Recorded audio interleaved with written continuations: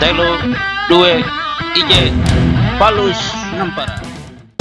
Assalamualaikum warahmatullahi wabarakatuh. Waalaikumsalam warahmatullahi wabarakatuh. Ini baru hidup semua, semangatnya ya. Alhamdulillah, alhamdulillahirabbil alamin.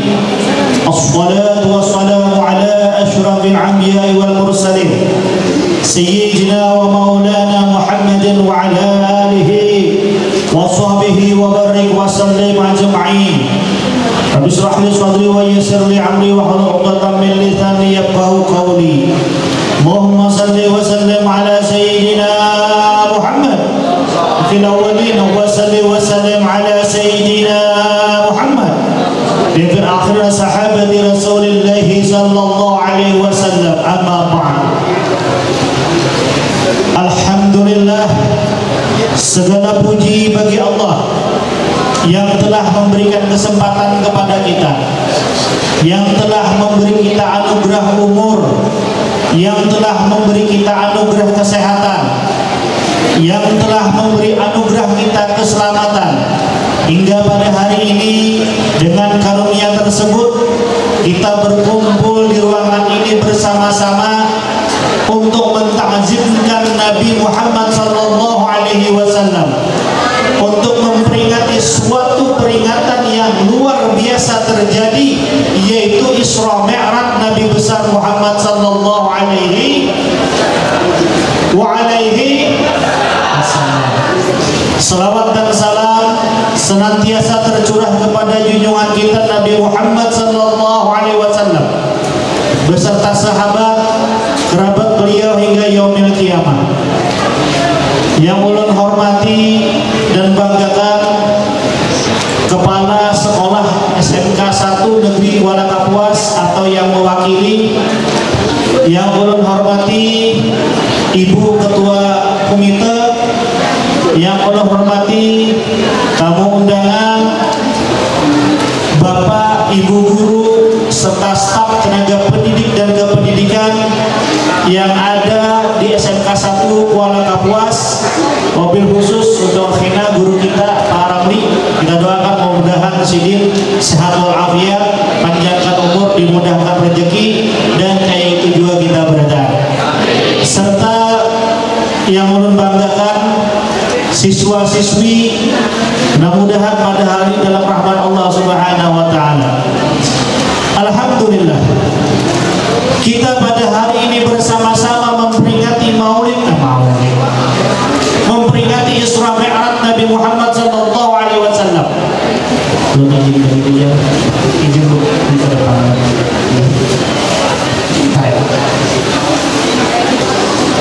Supaya kelihatan gantengnya. Ganteng kelak. Awas kalah yang keluar ya Allah. Intaikin dulu, intaikin. Sampai mana tadi? Sampai mana? Ganteng. Alhamdulillah. Hari ini kita memperingati Isra Mi'raj dengan tema menjadikan Isra Mi'raj sebagai semangat membangun siswa dan generasi yang berakhlakul karimah. Berarti ada dua, semangat dan akhlakul karimah. Isra Mi'raj Nabi Muhammad sallallahu alaihi wasallam dilandasi oleh satu ayat. Subhanalladzi asra bi 'abdi. Maha suci Allah yang memperjalankan. Siapa yang diperjalankan? Siapa yang diperjalankan? Hambanya. Siapa hambanya yang diperjalankan? Nabi Muhammad sallallahu alaihi wasallam. Maka ada dua kalimat, ada Isra, ada Mi'raj. Di mana letak Isra-nya? Kita lihat dulu. Subhanalladzi asra bi 'abdihi lailan minal masjidil haram illa al masjidil aqsa. Diperjalankan oleh Allah Subhanahu wa taala Nabi Muhammad dari Masjidil Haram Makkah sampai Masjidil Aqsa Palestina.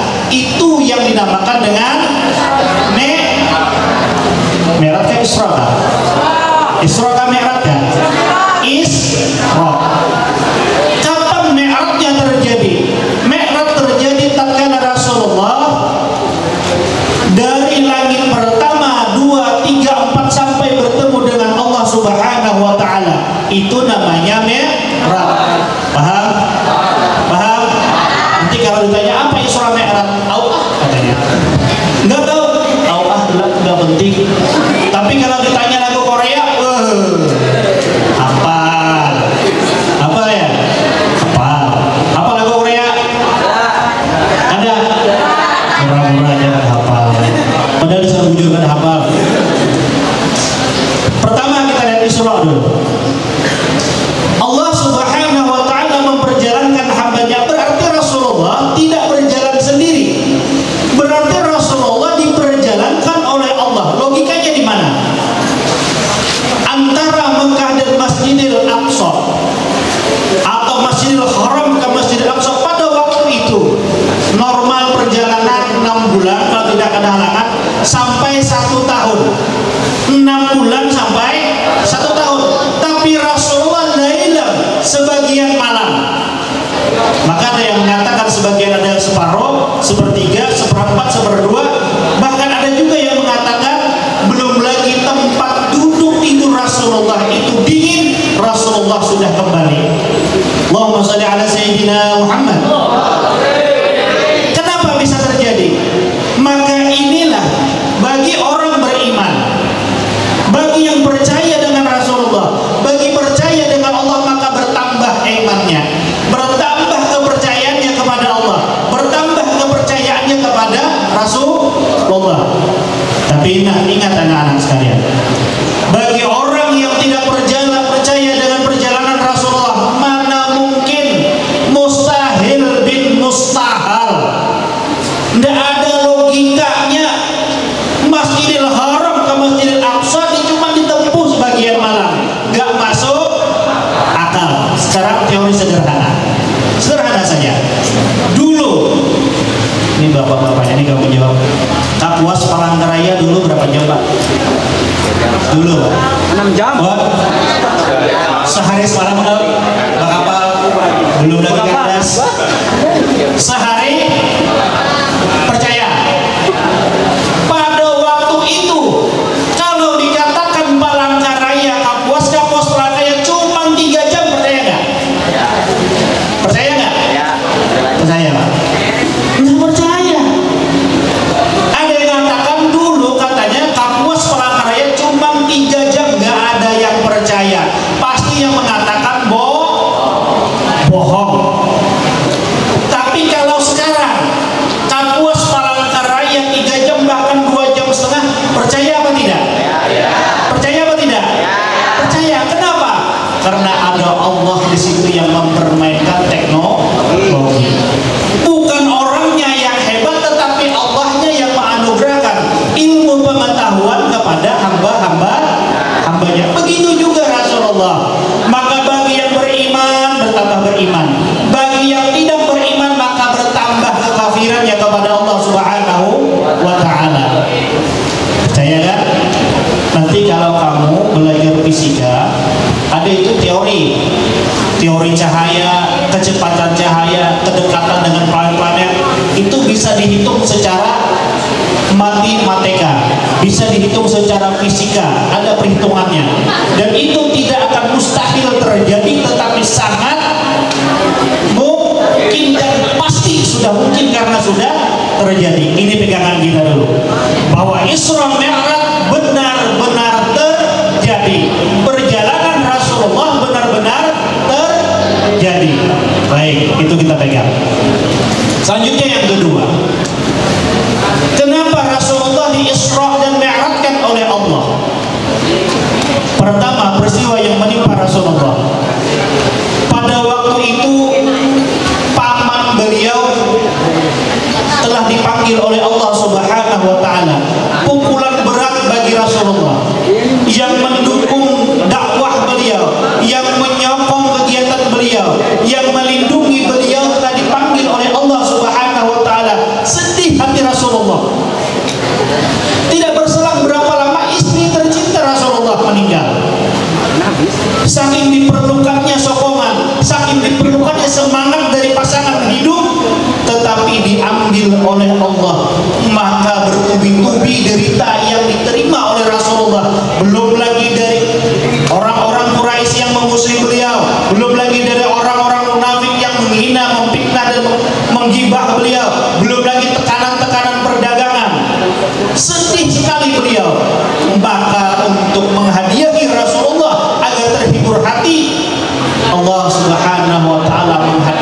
Isra Mi'raj. Karena tahun itu disebut dengan tahun, ada yang tahu? Anak SD disebut dengan tahun, disebut dengan tahun. Ya, meninggalnya paman Rasulullah, meninggalnya istri Rasulullah disebut dengan tahun kesedihan atau duka cita. Kurangi nilainya. Maka kalau orang sedih, Pak, Bu, perlu hiburan. Bahasa kerennya healing. Jadi kalau kita ngomong healing sekarang lambat. Rasulullah yang pertama healing. Tahu healing? Itu yang ada di bawah rumahan. Oh, haliling. Salah berarti. Tahu haliling? Anak yang mana insya Allah. Tahu haliling? Haliling itu kalau dibersihkan, ditambah santan, pakai lombok merah, minumnya teh es, luar biasa. Tapi anak kos mah kasihan, ngekos, kos mana ada haliling di kos-kosan, kasihan deh. Mana anak kos, angkat tangan anak kos, anak kos, ayo yang kos angkat tangan, yang ngekos. Malu nih, malu ngekos, paling lagian ongkos. Rasulullah SAW dihibur oleh Allah Subhanahu wa Ta'ala. Pertanyaannya, kenapa Rasulullah harus diisrakan dulu, gak dimi'rajkan oleh Allah? Itu kan pertanyaannya kan? Apakah kesusahan Allah Subhanahu wa Ta'ala langsung memi'rajkan, gak usah mengisrakan? Nggak ada susah bagi Allah. Lalu ini apa tandanya? Ini kita pelan-pelan menandakan bahwa kalian semua harus menyelesaikan hablum minan nas sebelum hablum minallah. Harus menyelesaikan urusanmu kepada sesamamu sebelum engkau menyelesaikan urusanmu kepada Allah. Nanti kita lihat di proses mi'rajnya apa hubungannya hablum minan nas dengan hablum minallah. Hadirin rahimakumullah yang sama-sama dimuliakan oleh Allah Subhanahu wa Ta'ala.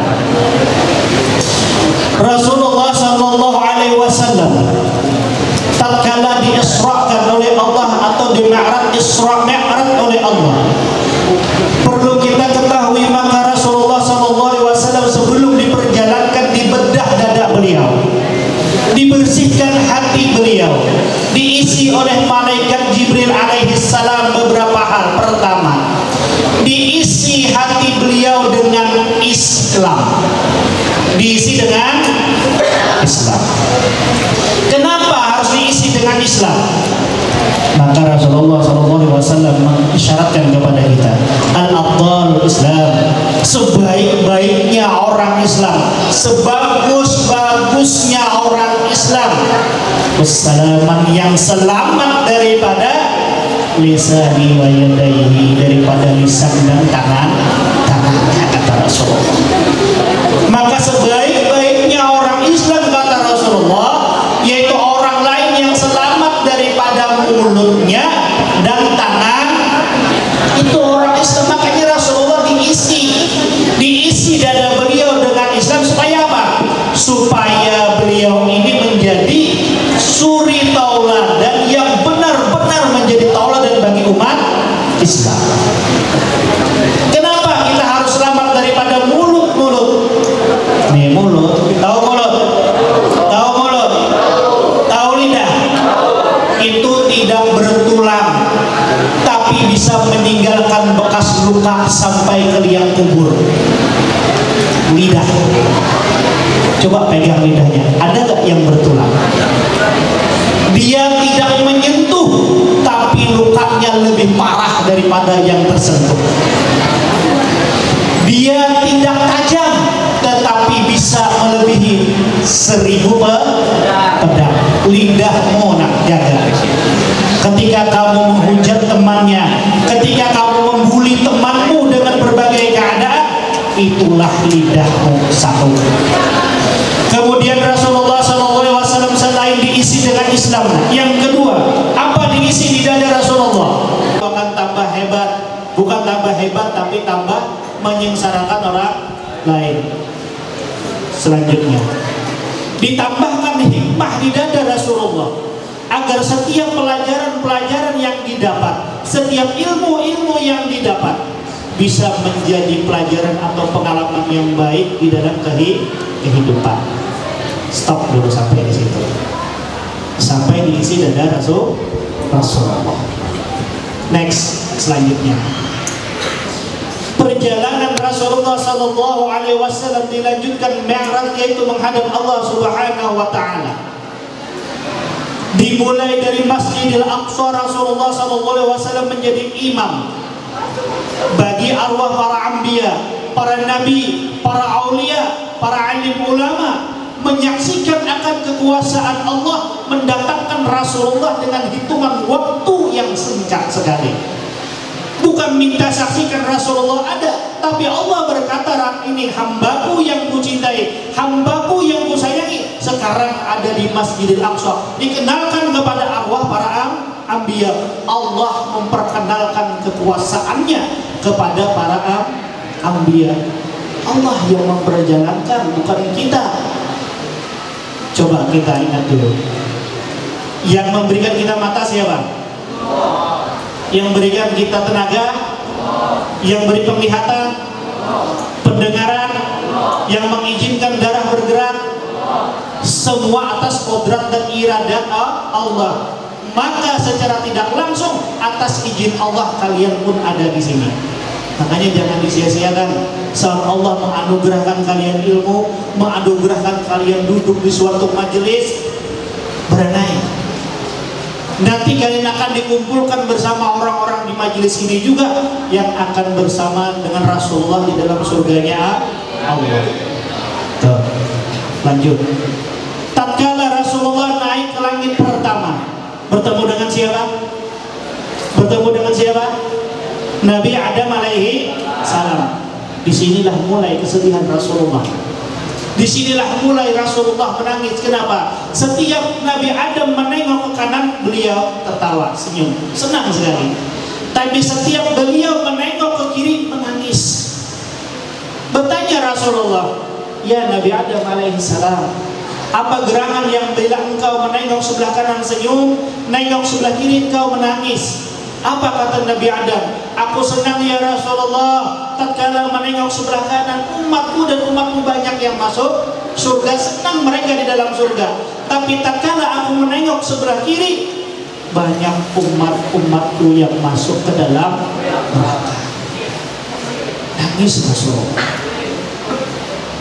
Kenapa menangis? Karena tatkala Rasulullah menengok dan melihat gambaran di dalam neraka, Rasulullah SAW melihat ada sekelompok orang yang berkepala binatang. Berkepala? Kenapa kira-kira? Ada yang mau tahu? Ada yang mau nanya? Mau nanya? Mau nanya?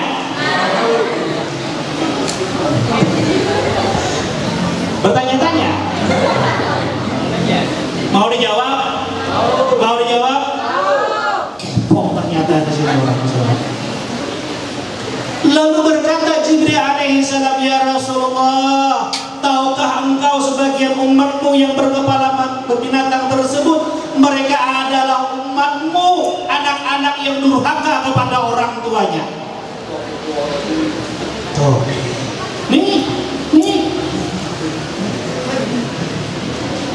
Orang yang durhaka kepada orang tuanya. Apa gerangan kedurhakaannya ya Jibril alaihi salam? Mereka membantah setiap perintah orang tuanya, mereka melawan setiap anjuran orang tuanya, mereka tidak pernah mengerti, tidak pernah menyayangi kedua orang tuanya, dan tidak pernah menghargai kasih sayang orang tuanya. Maka berubah kepalanya menjadi kepala binatang. Bayangkan ya? Bayangkan. Nah, kita permainan dulu. Sebelum kita sedih, permainan dulu.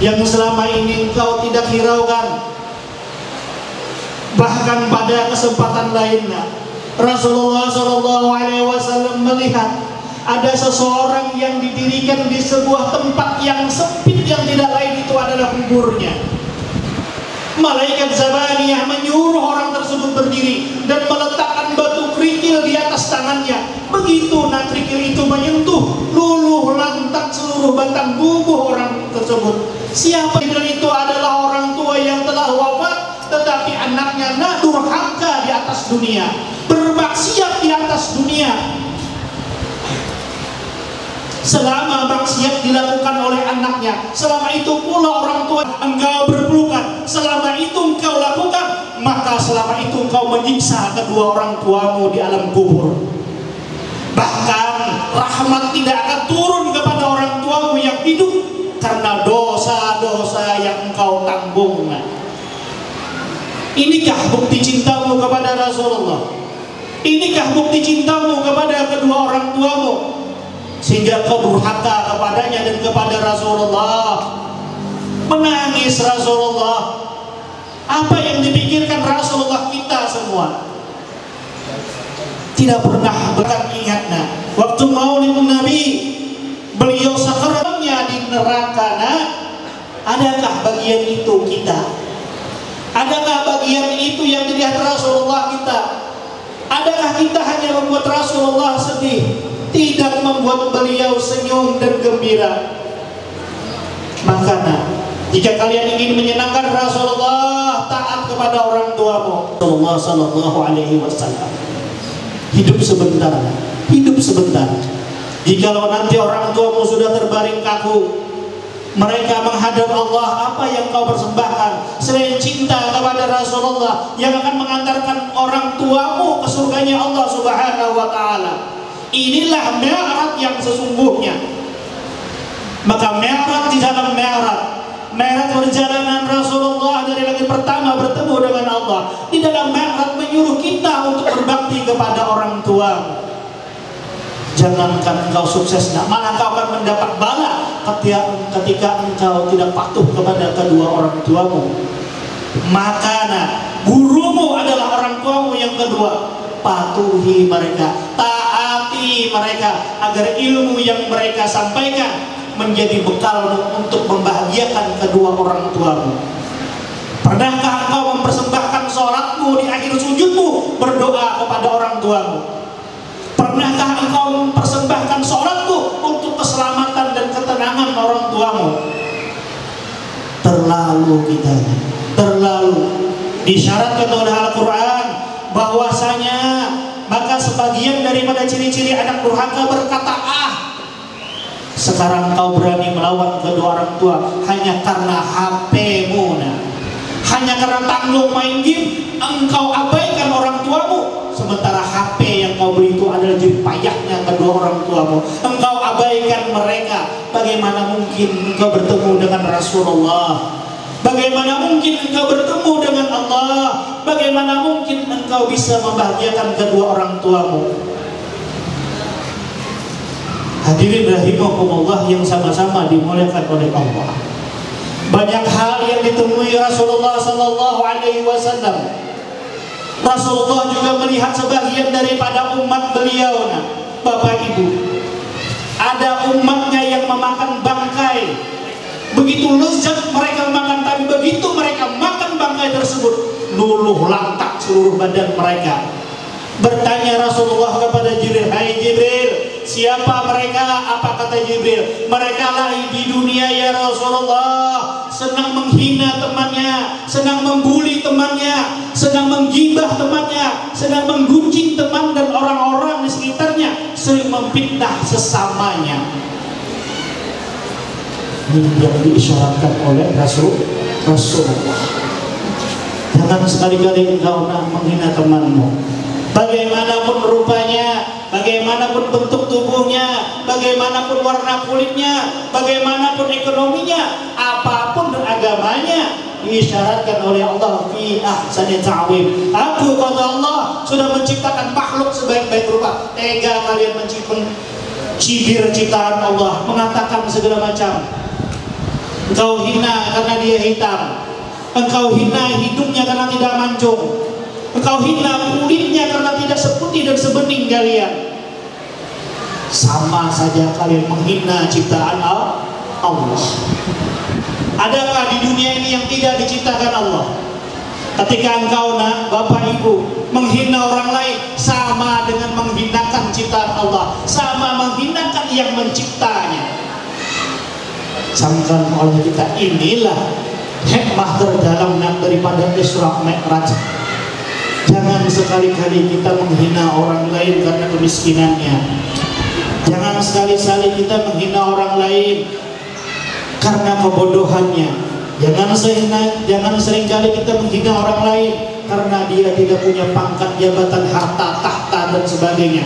Tapi dia juga takdirnya ditakdirkan oleh Allah Subhanahu wa Ta'ala. Tidak lepas nasa lain daun pun, melainkan itu adalah takdir. Tidak ada satu hamba yang berdiri di muka bumi melainkan atas takdir Allah. Tidak ada hak kita memvonis orang lain atas kesalahannya, karena Allah pun pengasih daripada hambanya. Namun sayang Bapak Ibu, manusia seringkali melampas daripada hak Allah. Manusia seringkali sombong kepada makhluk lebih hebat daripada Allah. Maka inilah kenapa Azazil diusir dari surga. Kalian tahu Azazil siapa? Azazil itu adalah penghulunya malaikat yang punya singgasana terindah di surga. Tapi karena ia sombong, tidak mau hormat kepada Nabi Adam, karena merasa dirinya hebat, akhirnya dia diturunkan ke dunia oleh Allah. Namanya Azazil, diganti dengan iblis karena kesombongannya. Maukah kita semua berada di barisan-barisan Azazil?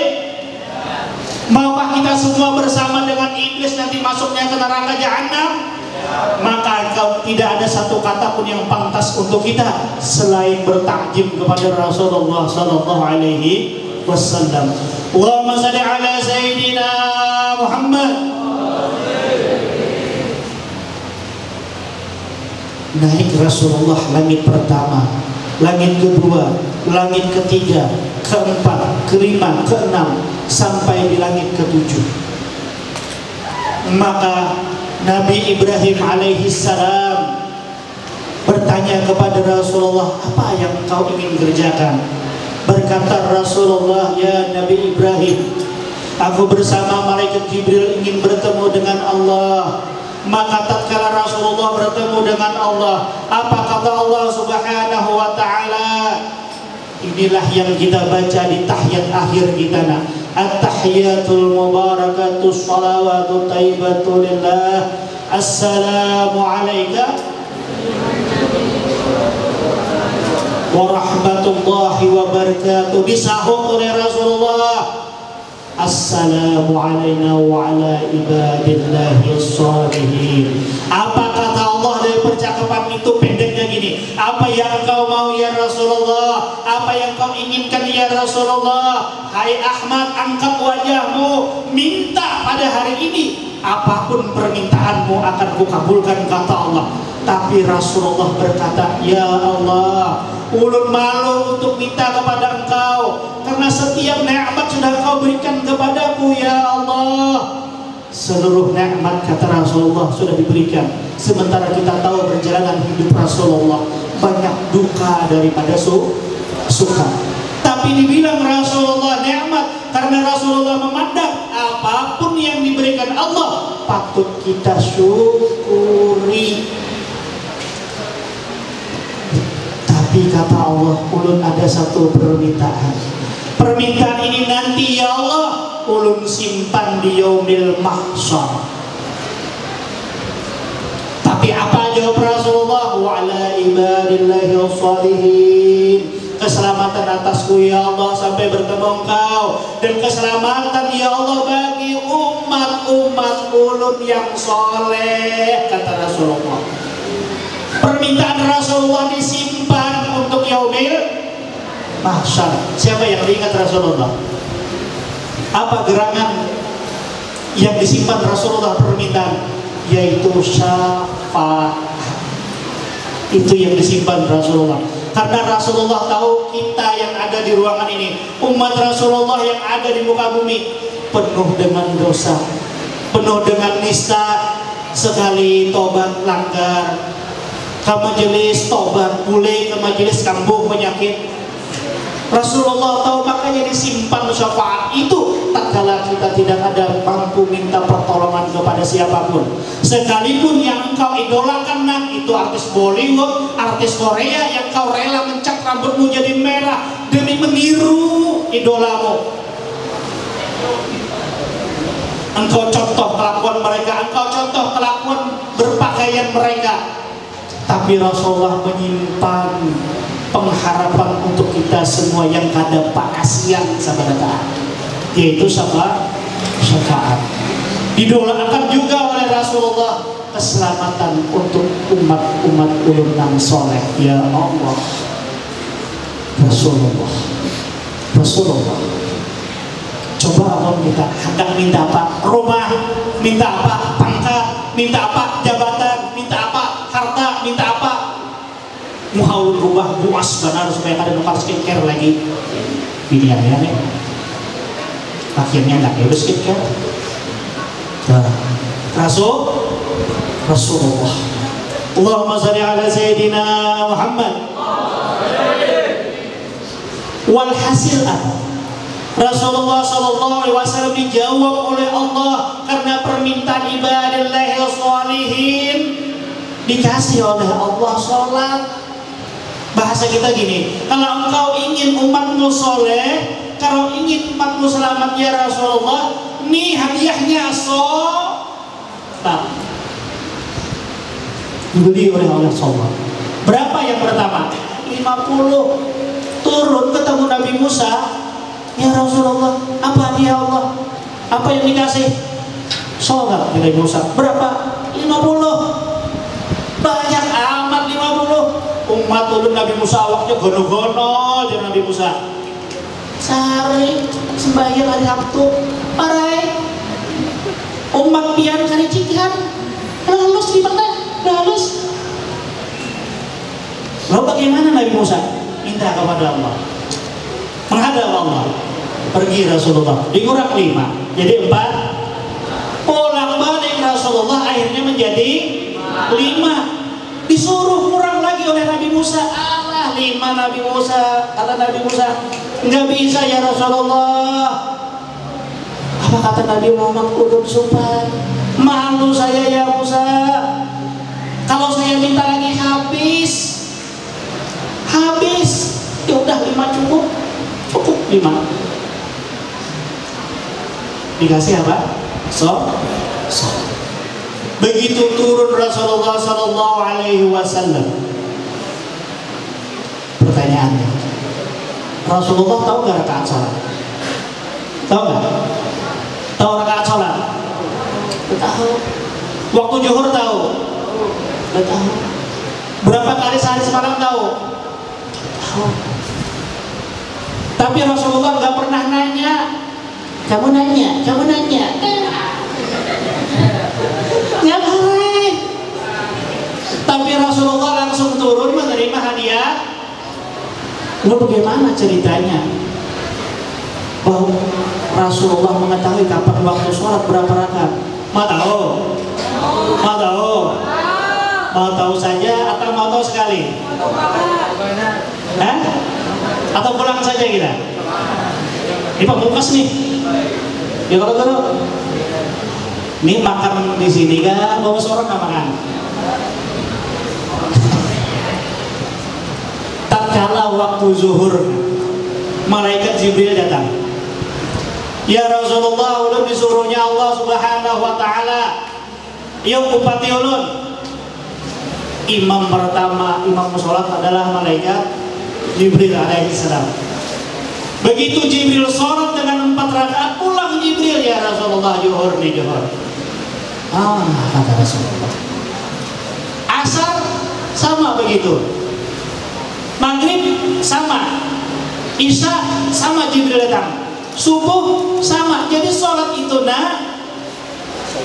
disuruh oleh Allah, dicontohkan oleh malaikat Jibril. Lalu di mana gerakatnya dapat nih? Tatkala Rasulullah naik langit pertama, Rasulullah melihat malaikat kerjaannya berdiri betul saja. Apa kata Rasulullah? Ya Allah, mudahan kena umat ulun punya ibadah kayak malaikat yang berdiri ya. Lalu Rasulullah pun melihat yang takbiratul ihram langit kedua, melihat yang rukuk, melihat yang sujud sampai langit ketujuh. Rasulullah melihat para malaikat yang kerjaannya cuma salam saja. Ingat Rasulullah, oh ternyata gerakan sholat ini malaikat yang nyontohin dan kabulkan doanya oleh Allah.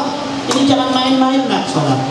Bahkan Allah memanggil kepada orang yang beriman, ya ayyuhalladzina amanu ista'inu bis-shabri was-shalat. Hai orang-orang yang beriman, kata Allah, minta tolong lawan aku dengan sabar dan sholat. Jangan minta tolong lawan Facebook. Nulis di Facebook, aduh, kita kadang ini videonya. Nulis di Facebook, aduh, HP kadang dia akan mama HP jadul gini jadi Facebook ditulis. Gimana ceritanya? Yang bapak-bapaknya kayak itu juga hari masak babinya aja, sama warung dulu kita. Yang ibunya juga kayak itu juga bahaya. Ada paham lalu di rumah nih memberi duit sedikitan ya, dia penuh skincare. Tapi minta tolong dengan Allah. Makanya sholat jangan diabaikan, yang diabaikan sholat. Itu dicontohkan oleh para malaikat, diimamnya oleh Jibril, dihadiahi oleh Allah. Maka jika kalian ingin mengaku sebagai umatnya Rasulullah, wal awalu hasibu, pertama kali nanti dihisab yaumil qiyamah as-salat. Salat itu yang pertama kali nanti dihisab di yaumil qiyamah.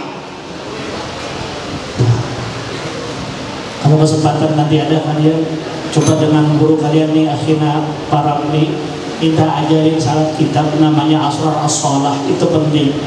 Minta kali sidin hari apa misalnya sore berkumpul sidin surat suruhnya sidin kan untuk mempelajari sholat. Tipis jadi yang sholat supaya kita menjadi umat yang benar-benar bisa melaksanakan sholat.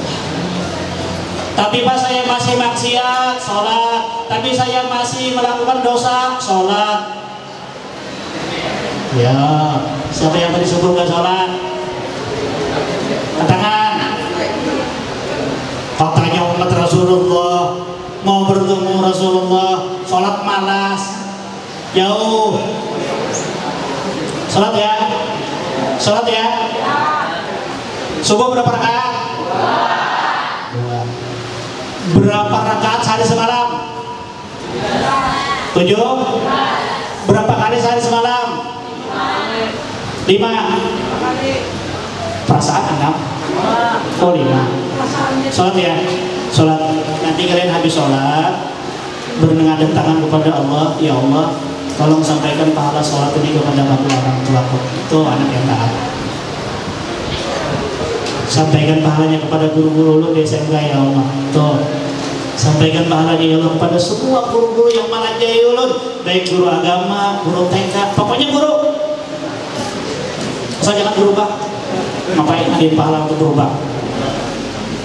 Ya, sholat ya, sholat. Janji diri kalian sendiri. Jika kalian ingin bahagiakan orang tua, sholat. Jika kalian ingin membahagiakan Rasulullah, sholat. Jika kalian ingin dipandang oleh Allah, sholat. Jangan sampai dunia menghalangi kalian sholat. Sebab dunia tatkala kalian menghadap Allah, mereka pergi. Tinggal kalian dengan amal-amalan, tinggal kita dengan amalan. Semua akan berpulang kepada Allah. Semua akan menghadap Allah Subhanahu wa Ta'ala. Tidak ada yang perlu dibanggakan dalam hidup. Kita semua adalah hamba Allah Subhanahu wa Ta'ala. Tapi kita perlu menghormati anugerah yang diberikan oleh Allah Subhanahu wa Ta'ala. Contoh, apakah kalian perlu hormat kepada Bapak Ibu guru? Perlu. Tapi kan kita sama manusia. Tapi kan Bapak Ibu guru, mereka kan diciptakan oleh, betul, tapi mereka dianugerahi dengan kata sebutan guru. Guru itu adalah anugerah Allah. Kalau dia jadi pemimpin, maka pimpinan itu bukan orangnya, tapi anugerah Allah yang melekat pada dia yang perlu kita hormati. Jadi dibedakan antara menghormati manusia dengan menghormati anugerah yang dibedakan oleh Allah. Lalu siapa yang pantas manusia walaupun tanpa anugerah diberikan oleh Allah untuk dihormati? Abah, mama. Apapun kondisinya, apapun keadaannya, abah, mama tetap yang melahirkan engkau. Inilah hikmah terbesar daripada Isra Mi'raj Nabi Muhammad SAW. Bangun semangat kalian dengan sholat. Jadikan akhlakul karimah kalian sebagai fondasi sholat, karena akhlakul karimah tidak akan muncul tanpa didahului dengan sholat yang benar. Paling tidak mengerjakan pada waktu-waktunya. Insya Allah setiap amalan akan berbuah, setiap takwa akan berbuah, dan insya Allah kalian akan merasakan dunia wal akhirah. Wallahu a'lam bishawab. Inilah yang dapat ulun sampaikan. Terima kasih kepada seluruh dewan guru yang ada di SMK 1 Kuala Kapuas. Terima kasih kepada seluruh siswa-siswi. Terima kasih. Di antara kita ini ada, tahu gak? Ada istri Bapak Kemenak, tahu? Ada, tahu? Tahu kan? Anak-anak tahu? Tahu? Yang magangnya di Kemenak mana? Tuh kan? Tahu nggak istrinya Bapak Kemenak ada di sini? Oh tahu, iya. Alhamdulillah. Lambaikan tangan Bu. Kayak di kamera tuh. Terima kasih Ibu. Mudah-mudahan semua mendapat rahmat Allah Subhanahu Wa Taala. Minta halal, minta ridha, ampun maaf dunia akhirat. Akhirnya khususan Abdi, terima kasih atas kepercayaan guru kita. Sekali lagi, kalau kalian ingin belajar Al-Quran, qiraatnya, tajwidnya, hafalannya, ini ada beliau Al-Hafiz. Mudah-mudahan beliau disehatkan oleh Allah Subhanahu Wa Taala. Amin. Kalau kalian ingin mendengar suara beliau, silahkan mampir di Masjid Darul Mutakin sore-sore maghrib, ada di sini kita. Terima kasih atas perhatian semua. Mohon maaf atas segala kekurangan. Mudah-mudahan Allah Subhanahu Wa Taala mengampuni dosa kita berada. Sebelum tutup, meminta kepada anak-anak kita semua untuk berdoa kepada kedua orang tuanya. Tahu doanya? Allahumma firli. Ya, 1, 2, 3. Bismillah. Allahumma Hidayah warhamhuma kama rabbayani shaghira.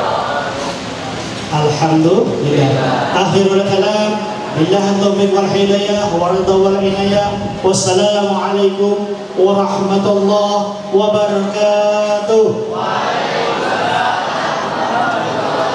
Allahumma salli ala sayyidina Muhammad. Allahumma salli ala sayyidina Muhammad. Allahumma salli ala sayyidina wa habibina barakatina juliyatina anta ya maulana.